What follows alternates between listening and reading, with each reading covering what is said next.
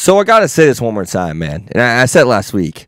You know the show in which you're watching is special whenever you look super, super forward to reviewing it. And listen, anything I review, I like talking about it. But this show in particularly, man, I love talking about it. Like I come in here so much, so many times and say, yes, it's that Wednesday.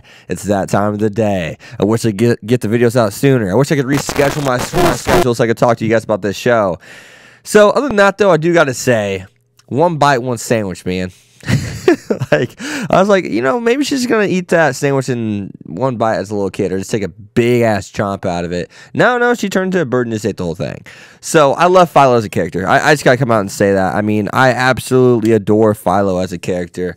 But, talking about Philo, I got to talk about some of the stuff that happened in this episode, man. You know, in the wagon, whenever Philo was just kind of singing and talking about kicking the spear, the spear hero, and, he had Raphtalia, driving the carriage.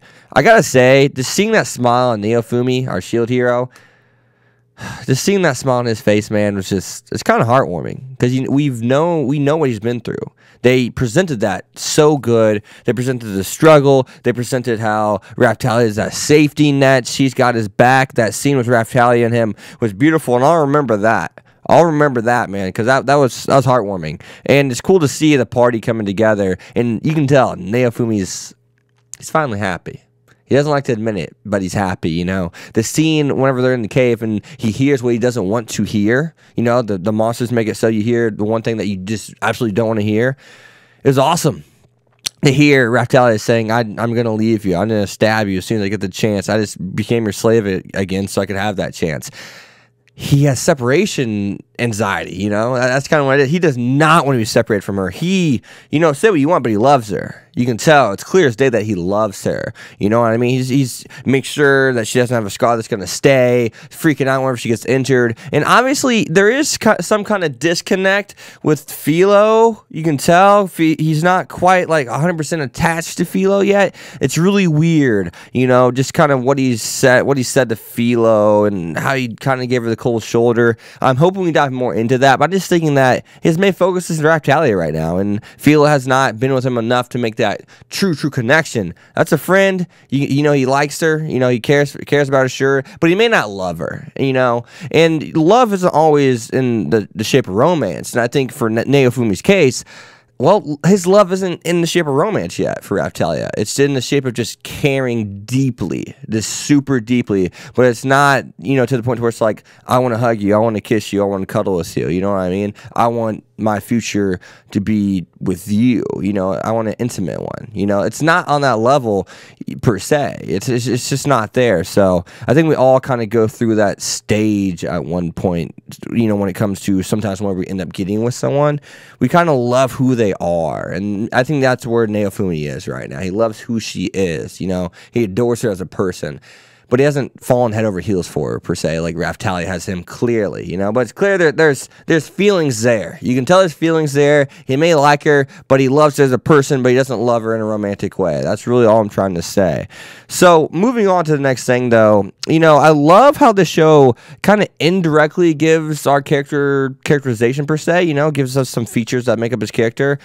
He's really smart. You can tell he's definitely associated with games. I mean, the way he just said, hey, let's start this carriage business. Let's be traders. He's like, oh, hey, I can pick people up and make them travel, drop them off for medicine. And once again, he's monopolizing the outside of the capital, and now things are he's making connections, he's networking, so people, one, he's getting a good reputation outside the capital, and guess what? All those numbers outside the capital make up a bigger sum than just the numbers in the capital, and the reputation is going to begin to flip-flop. It's going to be not, 40% of the people in the world think he's good, 60, think he's some kind of sexual, criminal.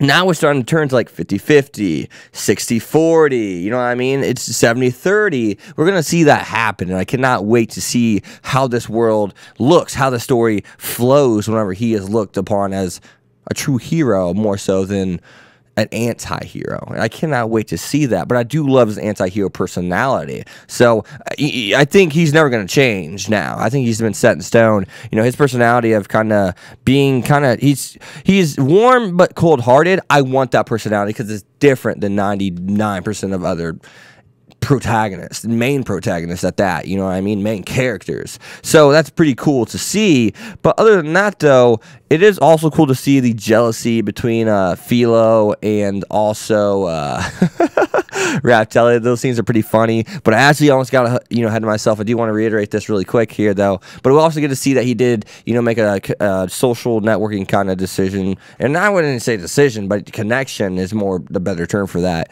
with the guy that makes gemstones. And now he knows how to make gems, engrave them or whatever and sell them too. So it's pretty cool. The king's not going to be giving him money, but he's found a way to make more money than what the king's even giving other guys. I mean, that's what you're trading, you're giving people rides, you're now selling gems. I mean, that's huge. And he learned spells. And, talking about spells, that kind of leads me into the final thing that I kind of want to talk about in this video. And if you guys did notice, the show is trying to show us the characters level up. They do it not directly, don't throw it in our face per se, but that top left-hand corner, man, make sure you pay attention, because if you didn't notice, it looks as if Raphtalia is now level 31. It looks like Naofumi is level 29 or 7, one of the two. I think it's 27, actually, now that I think about it. We see that Philo went from 19 to 23, and at the same time, we see that Philo and Raphtalia have got new abilities. One can transform and go invisible. The other one has,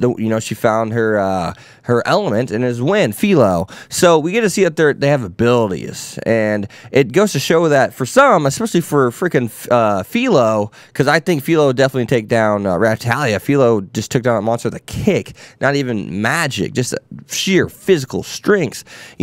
Abilities matter. Naofumi may be a lower level, but at the end of the day, Raphtalia can never break his shield. She can never pierce his shield.